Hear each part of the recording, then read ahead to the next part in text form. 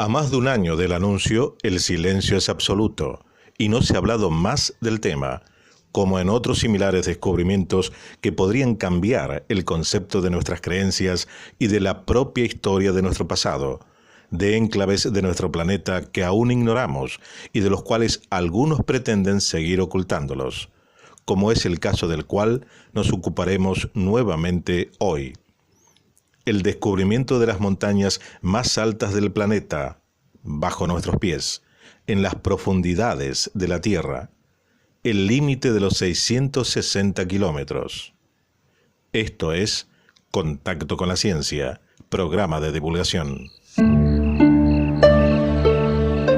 Un equipo de geólogos detectó una capa en medio del manto terrestre, hasta ahora desconocida, cuyas características recuerdan mucho más a las de la superficie del planeta.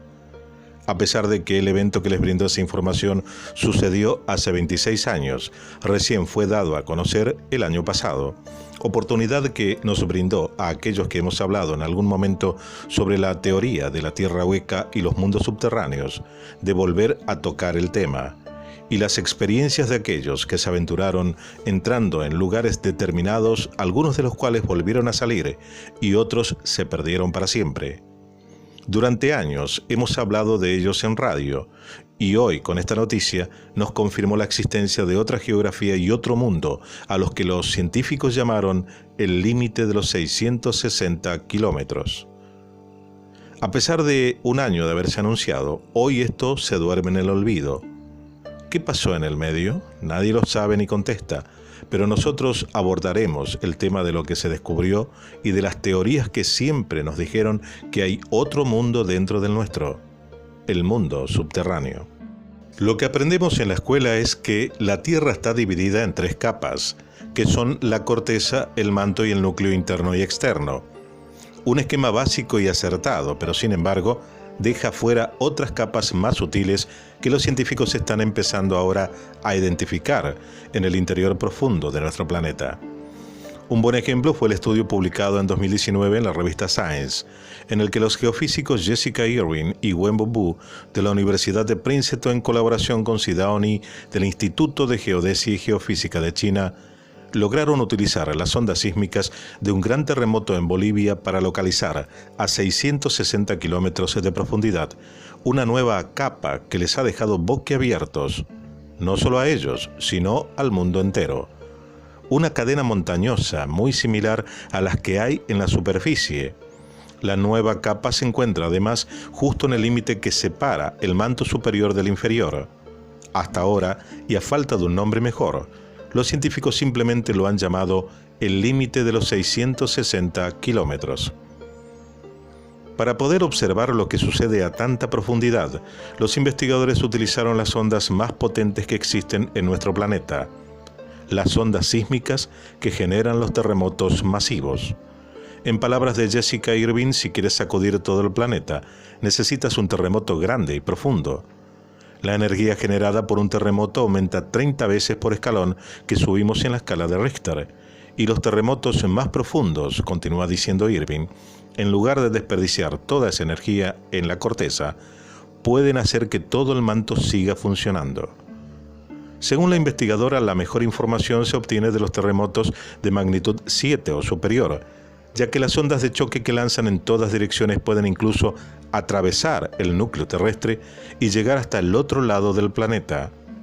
Para este estudio en concreto, los datos clave se obtuvieron de las ondas captadas después del terremoto de magnitud 8.2, el segundo más potente jamás registrado en el mundo, que sacudió a Bolivia en 1994. Los terremotos tan grandes no aparecen muy a menudo, dice Irving, y ahora tenemos la suerte de tener muchos más sismógrafos que hace 20 años. Entre esos instrumentos y los recursos computacionales, la sismología es hoy un campo totalmente diferente a como era hace 2 décadas. En este caso concreto, los investigadores utilizaron el grupo de supercomputadoras Tiger de la Universidad de Princeton para simular el complejo comportamiento de las ondas sísmicas dispersas en las profundidades de la Tierra. La tecnología aplicada para este análisis depende casi por completo de una única propiedad de las ondas. su capacidad para doblarse y rebotar. Así, del mismo modo en que las ondas de luz pueden rebotar, reflejarse en un espejo o doblarse, refractarse, cuando pasan a través de un prisma, las ondas sísmicas viajan directamente a través de rocas homogéneas, pero se reflejan o refractan cuando se encuentran con algún límite o rugosidad. Sabemos que casi todos los objetos tienen asperezas en la superficie y por lo tanto dispersan la luz, afirma por su parte Wenbo Bu, autor principal del artículo, y esa es la razón por la que podemos ver esos objetos. Las ondas se dispersan, llevan la información sobre la rugosidad con la que han interactuado. En este estudio, investigamos ondas sísmicas dispersas que viajan dentro de la Tierra para estudiar la rugosidad del límite de 660 kilómetros. Los geólogos quedaron sorprendidos por la rugosidad de esa nueva capa, que era incluso más acentuada que la que podemos observar en la capa terrestre sobre la que todos vivimos. En otras palabras, explica Bu, en el límite de 660 kilómetros está presente una topografía más fuerte que la de las montañas rocosas o los Apalaches. El modelo estadístico elaborado por los científicos no permitió determinar con precisión las alturas de estas montañas, pero en su artículo aseguran que podrían ser más grandes y altas que cualquier otra de la Tierra. La rugosidad además no estaba uniformemente distribuida, lo cual significa que igual que la superficie de la corteza tiene fondos oceánicos lisos y montañas masivas, el límite de los 660 kilómetros cuenta con áreas elevadas y superficies llanas.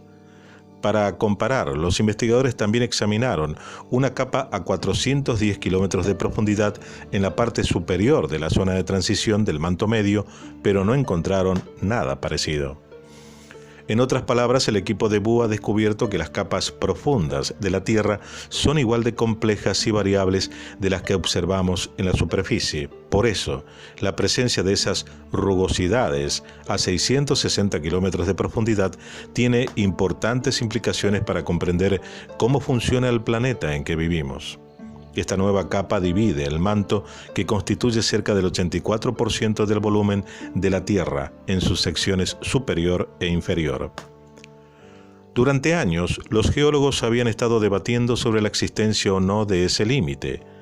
Algunas evidencias geoquímicas y mineralógicas sugieren que el manto superior e inferior son químicamente diferentes, lo que apoya la idea de que las dos secciones no se mezclan térmica o físicamente. Otros, sin embargo, sugieren que esas diferencias existen y que todo el manto es homogéneo y sin partes diferenciadas o separadas.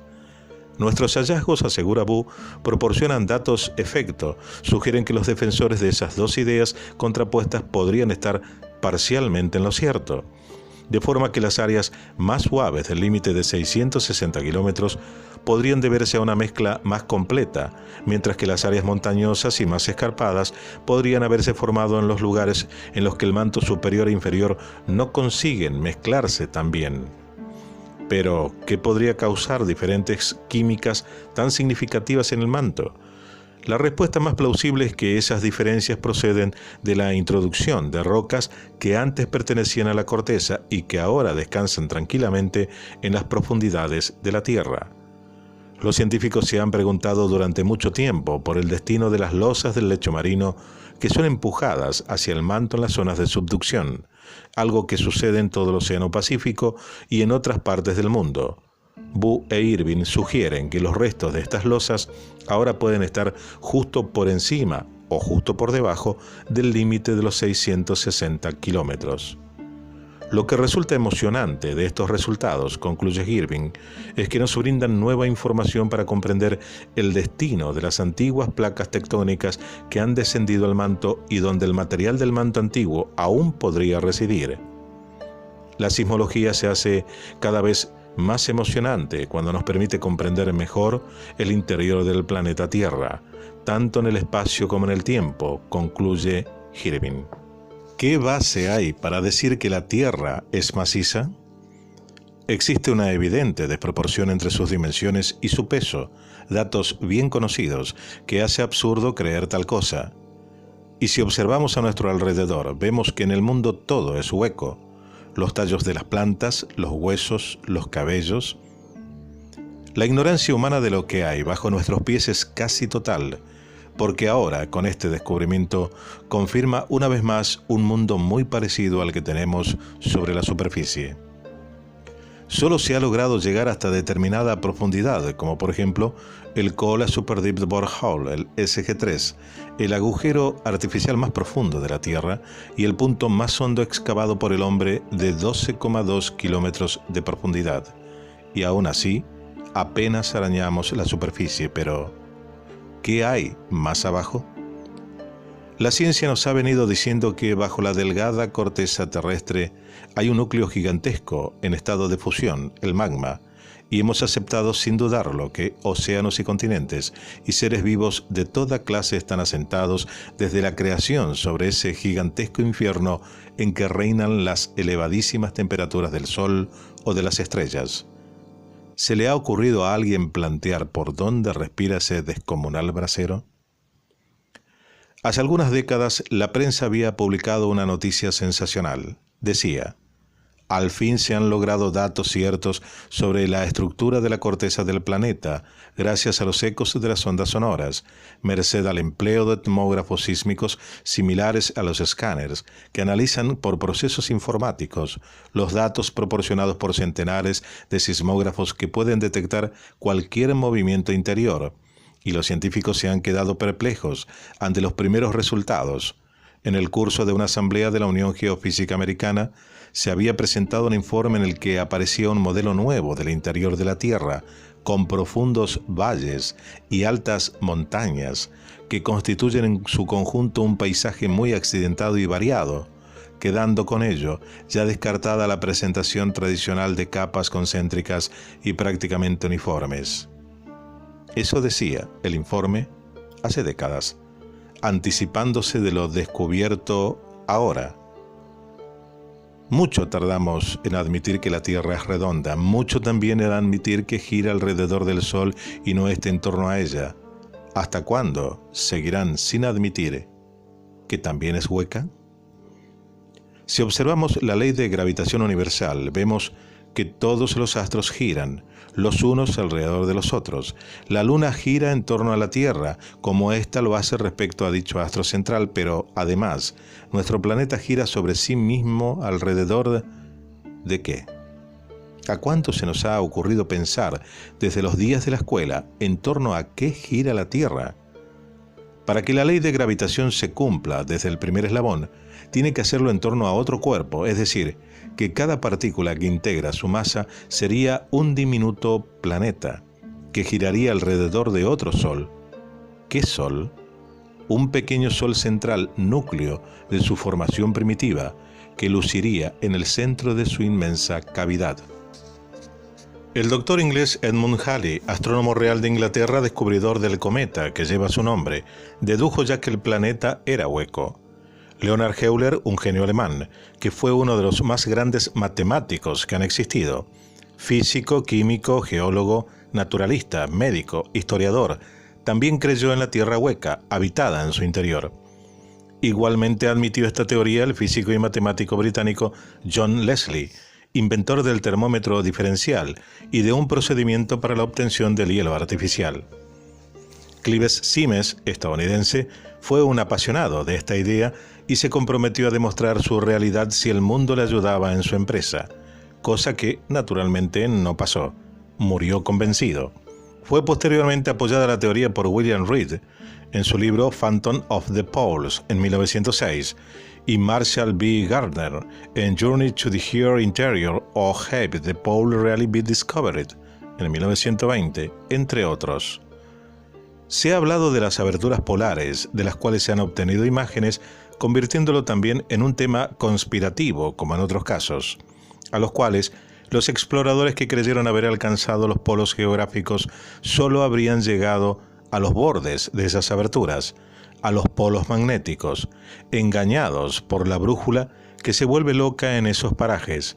Por tal razón, ningún vuelo comercial pasa sobre los polos, evitando graves interferencias que harían que los pilotos volaran sin rumbo. Las dos grandes aberturas polares, circundadas por los cielos, serían las vías de comunicación entre ambos mundos.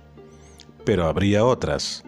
Es posible que haya comunicación subacuática, que mares y lagos oculten en sus profundidades fallas que se prolonguen hacia abajo, hasta desembocar en el fondo de lagos o mares en el otro lado del mundo. Así se explicaría que haya lagunas como el de Guatavita en Colombia, cuyo fondo no se ha podido tocar, o el de Loch Ness en Escocia, en el que aparecen monstruos y desaparecen.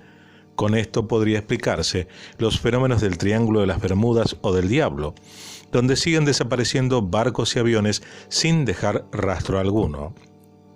Otra vía de comunicación sería a través de la Tierra, por esos túneles que parecen que se extienden bajo nuestros pies por todo el planeta. Son muchas las cuevas y entradas al planeta cargadas de leyendas, de historias de apariciones de toda clase que hacen pensar que puede haber otras tantas aberturas. Se podría citar las montañas Harz en Alemania, ciertos lagos de Escandinavia, Garganta la Olla, Cáceres y el macizo de Montserrat en España, las zonas de Auvernia y de Poitou en Francia, ciertas zonas del condado de Devon, los lagos escoceses y las montañas de Upper Wharfedale en Gran Bretaña, la montaña de Ben Bulben y las zonas de Rattray y Rosas Point en Irlanda, el Etna en Sicilia, la zona de Juminda en Estonia, las montañas de Altai, el monasterio de Genden, la ciudad de Lhasa, el lago Manasarowar, las zonas de Sangpu, Sigansei y Yalan en el Tíbet, Xianfu en China, bajo el suelo de algunos templos, las cavernas de Ajanta y las ruinas de Elefanta y Ellora en la India, Bir Marsash en Jordania, el desierto de Gobi y Ulan Bator en Mongolia, la terraza de Baalbek en Siria, Ergor en Siberia, la Columbia Británica y el lago Okanagan en Canadá, los montes supersticiosos en Arizona, entre el desierto de Mojave y Sierra Nevada y entre el Valle de la Muerte y las montañas Gila en California, el monte Shasta en el mismo estado, Mammoth Cave en Kentucky, el lago Offner en Oklahoma, el lago Vortex en Tennessee, Chichén Itzá en Yucatán y Palenque en Chiapas, México, la isla Bimini en Bahamas, el túnel de Puchuta en Guatemala, la montaña El Yunque en Puerto Rico, la selva de Yariguarenda en Argentina, algún lugar de la frontera entre Brasil y Perú, las cataratas del Iguazú en la frontera entre Brasil, Paraguay y Argentina, la región de Mato Grosso y zona de Pé de Garrafa en Brasil, la laguna Guatavita en Colombia, la zona de Arica y el desierto de Atacama en Chile, las cuevas de los Tallos en Ecuador, ciertas zonas de Perú y el patio central de la Catedral de Lima, la zona del aeropuerto de Caracas y la de Maturín en Venezuela, la jungla de Prahan y la zona de Segamat en Malasia, el valle de Guillermina en Nueva Guinea. Por profundas que sean, las grutas solo han sido habitadas en la parte más cercana a su entrada, hasta donde llega la luz del sol, y en esto los espeleólogos tienen bastante experiencia y muchos se llaman a silencio. Hay aberturas en la tierra para las que no se ha hallado explicación alguna, y también las hubo que se cerraron misteriosamente, como las del Cerro Uritorco o del monte Bushegi. Infinidad de casos en donde algunos grupos se adentraron en cuevas de las cuales nunca volvieron a salir. Más de 3 millones de personas desaparecen anualmente en el mundo para no regresar jamás. ¿A dónde fueron? ¿No será que todo el misterio está en la propia Tierra? ¿No será que nuestro mundo sea hueco y albergue otra vida en su interior? La investigación publicada de los 660 kilómetros no habla de ello, pero nos muestra un panorama verosímil e increíble que podría albergar comunidades enteras, tal cual como la conocemos sobre la superficie, posibilitando un mundo paralelo, pero en las profundidades de la Tierra, un mundo subterráneo que nos ofrece, a todas vistas, la teoría de la Tierra hueca. Esto fue Contacto con la Ciencia, programa de divulgación. Dale like y suscríbete.